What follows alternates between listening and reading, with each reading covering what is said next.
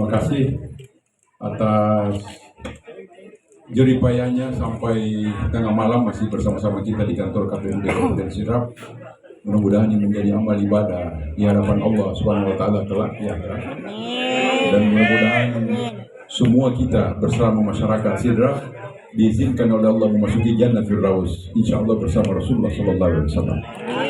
Sambil kita menunggu Pak Ketua Golkar Kabupaten Sidrap dan teman-teman DPR dari Golkar,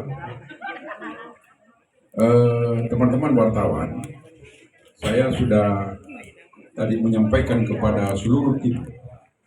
Kebetulan di dalam ruangan KPU tadi itu ada Pak Kapolres, ada Pak Dandim, ada Bawaslu, dan ada dari Kejaksaan Negeri Republik Indonesia Kabupaten Sidrap. Saya sudah minta kepada tim saya, keluarga saya, sahabat saya, handai taulan saya, agar taat dan patuh melaksanakan perintah undang-undang. Tidak boleh ada tim saya yang melanggar aturan sedikit pun, tidak boleh. Hanya karena mau menang kemudian kita melanggar aturan, tidak boleh. Kenapa tidak boleh? Karena semua harus dipertanggungjawabkan nanti di akhirat. Sekecil apapun, sebesar apapun yang kita lakukan yang melanggar aturan agama, aturan negara, termasuk aturan adat, itu tidak ada yang tidak dimintai pertanggungjawaban. Oleh karena itu, karena tadi saya berharap kita semua masuk surga, Jannatul Firdaus Allah SWT, saya meminta dengan hormat agar seluruh yang saya sebutkan tadi jangan pernah sekali-sekali melanggar aturan. Jangan sekali-sekali pernah menghina orang. Jangan pernah sekali-sekali terpancing oleh bahasa-bahasa yang tidak perlu kita tanggapi. Kalau itu terjadi, tinggalkan. Ya usah kita ngomong, langsung tinggalkan tempat itu. Kalau memang perlakuannya melanggar tindak pidana, kita laporkan ke Pak Kapolres, ada jalur hukumnya. Jangan membuat hal-hal yang merugikan kita, merugikan masyarakat, merugikan Sidrap di mata Indonesia, di mata Sulawesi Selatan, di mata anak cucu kita yang akan datang. Oleh karena itu kita harus berkomitmen. Kita harus jaga ini pelaksanaan pilkada yang adil, jujur, bermartabat, konsisten dan konsekuen, mengikuti taat dan patuh terhadap undang-undang yang mengatur tentang pelaksanaan pilkada tahun 2024. Saya sudah sampaikan itu, dan saya mohon kita semua saling mendoakan dan mendukung sepenuhnya agar pelaksanaan Pilkada Kabupaten Sidrap 2024-2029 ini berjalan dengan penuh harmonis, penuh dedikasi, penuh kesabaran, penuh keikhlasan, penuh ilmu yang bisa kita menghantarkan bupati terbaik di antara 3 calon yang telah diberikan mandat oleh KPUD Kabupaten Sidrap. Kita mengharapkan siapapun yang terpilih menjadi bupati dan wakil bupati Kabupaten Sidrap itu adalah putra terbaik. Siapapun bupati dan wakil bupati yang akan datang, apakah saya yang ditakdirkan oleh Allah Subhanahu wa taala, maka temani saya wartawan, koreksi saya selama 5 tahun. Ini janji saya. Kita akan bermitra selama 5 tahun, mendukung, mempercepat pemerintahan Kabupaten Sidrap yang berkeadilan. Kedua, yang bermartabat. Ketiga, yang berpihak kepada rakyat tanpa pamrih. Jadi kita sepenuhnya harus negosiasi dengan pusat agar apa? Agar anggaran uang di Sidrap ini bisa besar masuk. Apapun program, apapun perencanaan, kalau tidak ada uang, dena jadi. Tidak bisa. Mau gratis itu, mau ini, mau itu, tidak ada uang, tidak bisa. Oleh karena itu, target saya pertama adalah menaikkan APBD Sidrap. Bagaimana kita mau maksimalkan pemerintahan, bagaimana kita mau memberantas kemiskinan, bagaimana kita mau segala macam program, kalau tidak ada uang, itu tidak mungkin. Bagaimana caranya mendapatkan uang di pusat? Pertama, we have to trust each other. Kita harus saling percaya satu sama lain. Kalau pusat tidak percaya sama kita, proposal apapun yang kita ajukan, dia akan abaikan. Jadi pertama, kalau saya bupati dan wakil bupati Pak Nasyanto, kita akan membangun kepercayaan di pemerintah pusat. We have to make trust each other, the government, the head government sama pemerintah Sidrap. Kalau sudah kepercayaan kita bangun, maka akan mudah kita buka bicara. Itu yang pertama saya lakukan. Karena ini harus semua terukur. Ini semua harus terukur. Ini tidak gampang minta uang di Jakarta. Tidak gampang. Setelah kita dapat dana transfer, DAU, dana alokasi umum, dana alokasi khusus DAK, dan kemudian PAD kita, saya dengar tahun 2024 itu hanya 1.200 miliar. Ini 1.200 miliar sangat tidak cukup untuk melaksanakan pemerintahan yang bisa berpihak dan berkeadilan kepada rakyat sepenuhnya. Ini impossible. Mau ngasih pupuk, mau ngasih BPJS, mau apa segala macam, tidak bisa, boleh gak duit. Satu. Belum ada, setahu saya, sejak saya kecil sampai hari ini, belum ada bupati, gubernur, atau wali kota, atau presiden Republik Indonesia sekalipun yang menjual hartanya. Dia jual, na balu galu, nambok, na indok, na tumatuan, na napa na bangun ngalalangit. Tidak ada. Semua uang dari pusat. Oleh karena itu, target pertama, ini harus kita membangun kepercayaan dan pemerintah pusat. Oke, mundur di Jakarta. Kenapa saya dari Jakarta datang ke Sidrap? Karena saya yakin, sekian puluh tahun saya di Jakarta, saya pernah di mana-mana sudah bekerja, saya tahu jalannya sedikit, walaupun jalan tikus, dalam pengertian tanda kutip, untuk kita mengupayakan dana yang besar masuk ke Sidrap. Kalau sudah ada dana besar, baru kita duduk dengan DPR. Pak Idam, Pak Disugi, Pak Waplopang, ini ada uang sekian triliun. Apa yang kita mau lakukan untuk ini? Nah, tentu harus by data. Tentu kita panggil Kepala Kejaksaan, kita berkomunikasi dengan Pak Kapolres, kita berkomunikasi dengan Pak Dandim dan Ketua Pengadilan, supaya uang negara yang diberikan kita dari Jakarta itu betul-betul kita kontrol, tidak boleh ada penyalahgunaan. Kapan kita melakukan penyelewengan, kapan kita mengambil sedikit saja uang dari itu, maka pusat tidak akan percaya kita untuk selama-lamanya.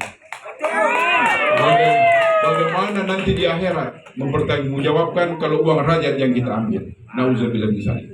Jadi tim saya pesan, kalau kalian tidak taat dan patuh kepada aturan negara, maka jangan ikut saya.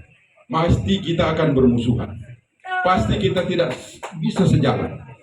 Karena saya sudah bilang, kalau saya bupati ada 3 dasar saya pakai. Pertama, adat. Ini adat harus dihormati. Ya kalau nak kiadat tahu dia gunana. Namo sogi namo matan resikulana, matan repangkatna, dan dia nak kiadat, dia harga padan rupa tahu, dia diminta kupung Allah Ta'ala, itu gak gunana. Kedua, kita taati aturan negara. Negara harus ditaati. Kalau negara bilang tidak boleh, tidak boleh. Kalau negara bilang kamu tidak boleh korupsi, jangan korupsi. Jangan. Ketiga, aturannya agama. Nah, ini yang penting. Apakah kita orang Tolotan, apakah kita orang Muslim, apakah kita orang Buddha, Katolik, Protestan, dan seterusnya. Maka aturan agama harus ditaati sesuai keyakinan kita masing-masing. Kalau tiga ini kita berkomitmen, seluruh timku yang saya muliakan, kita berkomitmen kita jaga ini aturan, adat, agama, dan negara, maka tidak mungkin Allah tidak memberikan kita peluang dan membuka hati orang Jakarta untuk memberikan kita anggaran, kalau bisa minimal 5 triliun satu tahun. Saya sudah sampaikan beberapa kali waktu diterima dengan partai, saya bilang, niat saya targetnya 5 triliun baru cukup. Setelah saya hitung-hitung, baru cukup. Tidak ada lagi pegawai yang tidak dibayar tukinnya. Tidak ada lagi. Saya akan bayar tepat waktu. Tidak ada lagi kepala desa yang tidak dibayar gajinya tepat waktu. Malu negara ini. Masa itu aparat negara tidak dibayar? Orang sudah kerja. Tidak ada lagi pegawai-pegawai agama, imam-imam masjid yang menerima gaji murah. Ini tidak manusiawi. Dan ini akan kita sampaikan ke pemerintah pusat. Pak Menteri, Pak Dirjen, Pak Sekjen, anggota DPR yang terhormat di DPR RI, bagian anggaran dan seterusnya, ini sangat tidak layak. Negara Indonesia negara kaya, masa ada orang digaji 310.000 satu bulan? Mau makan apa ini? Tapi kita tidak bisa menaikkan semua ini kalau tidak ada uang. Oleh karena itu, angka padui napa juga ya programnya. Jadi kalau saya bupati dan wakil bupati, Kenapa teman-teman pers dan seluruh masyarakat Sidrap harus mendukung saya? Karena saya punya program bukan yang sembarangan. Kita monekkan dulu anggaran, baru kita sejahterakan masyarakat. Ini tidak boleh sembarangan. Ini bupati, ini cuma alat. Ini pemerintah sudah mengatur semua ini. Kewenangannya, pengelolaan anggaran, bermitra dengan teman-teman dari anggota DPR legislatif, bermitra dengan Pak Kapolres, Pak Dandim, Kejaksaan, atau disebut yudikatif. Ini tidak boleh sembarangan. Ini semua sudah ada aturannya. Nah, oleh karena itu, agama juga sudah mengatur. Tidak boleh kita ambil yang bukan hak kita. Maka ini akan berat. Kata Allah apa? Kata Allah Subhanahu wa Ta'ala, saya tidak akan mau ketemu umatku kalau mereka masih punya masalah dengan sesama manusia. Jadi kalau kita mau masuk perjalanan panjang, karena ini perjalanan dari alam barzah, kubur, sampai ke surga itu masih banyak penyinggahan. Kita baru jalani 3 ini. Alam roh, rahim, dunia. Baru 3 tempat. Ini masih ada puluhan tempat yang akan kita singgahi. Dan ini bukan sedikit waktunya. Ini ribuan tahun akhirat. 1 hari di akhirat, 1000 tahun di dunia. Jadi ini tidak boleh main-main Bapak Ibu sekalian. Oleh karena itu, tentu agama menjadi menjadi pilar pengawas di dalam pemerintahan ke depan. Wartawan, teman-teman wartawan, saudara wartawan, berikan saya koreksi. Ya tentu dengan cara-cara yang terhormat. Kita saling menghargai, anenengi kak, anenengi usayangi lo saya toki. Jadi kita sama-sama bekerja sama. Bagaimana Sidrap ke depan bermartabat. Coba bayangkan, kalau wartawan buat berita, itu Pak Bupati mencuri, apa kita tidak malu seluruh masyarakat Sidrap? Nah, oleh karena itu saya mohon, kalau saya Bupati dan Pak Nyasanto Wakil Bupati, kita komunikasikan dengan baik semua persoalan. Kita ajak bicara Pak Kapolres, kita ajak bicara Pak Dandim, kita ajak bicara Kepala Kejaksaan, Pengadilan, dan semua stakeholders termasuk tokoh masyarakat. Gimana memperbaiki? Dan kalau saya Bupati, Pak Kapolres ada di luar, saya akan minta bagaimana tidak ada orang yang ditangkap di Sidrap. Bagaimana kita bina semua orang ini supaya tidak ada lagi orang yang mau melanggar hukum. Tentu ini tanggung jawab berat, tapi kita akan upayakan dengan berbagai metode nanti. Mudah-mudahan Allah Subhanahu wa Ta'ala memberikan kita jalan dan dimudahkan jalan. Kenapa kita harus mengharamkan? Bukan mengharamkan, meniadakan orang miskin. Kenapa? Karena perintahnya Allah dalam Al-Quran. Bismillahirrahmanirrahim. Araital ladzina yukadzibu bid-din, kata Allah. Ada orang yang mendustakan agama, orang yang tidak mau berbagi. Siapa orang yang tidak mau berbagi itu? Kepada anak yatim, kepada fakir miskin. Walaupun dia sholat, kata Allah, walaupun dia puasa, kata Allah, maka semua akan sia-sia. Dan ini merupakan tanggung jawab seluruh stakeholders yang akan datang. Dukung saya, jangan ragu dukung saya. Kalau saya 2 tahun jadi bupati dan tidak ada perubahan, saya mundur. Silakan Pak Nasianto teruskan ini perjuangan.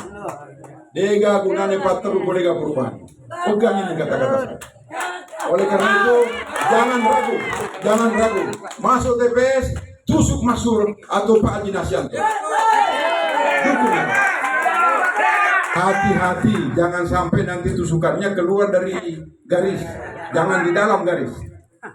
Jadi kalau Pak Haji Nasianto selama ini pernah kasar, tusuk beman di rumah tangga dua-dua. Solangnya rumah tangga, kada diga surko.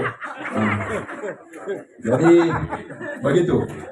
Saya mohon dengan hormat Pak Haji Nasianto bisa memberikan sepatah 2 agar kita ya, jadi ini teman-teman, saya mau kita cari kafe yang buka. Adidak, ya, kita ke Adidak minum kopi, kita makan di sana. Mudah-mudahan Adidak masih buka. Jadi kita ke sana makan seenaknya, bungkus tidak boleh. Akhirul kalam, wabillahi taufiq wal hidayah. Wassalamualaikum warahmatullahi wabarakatuh. Ada pertanyaan?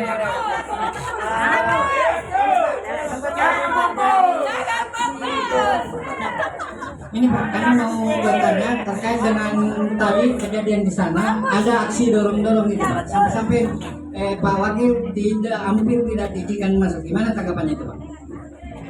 Biasa itu kan ada protapnya.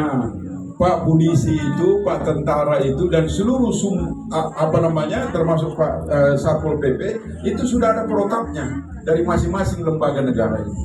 Coba bayangkan Pak, kalau semua orang bebas masuk, seperti apa KPU?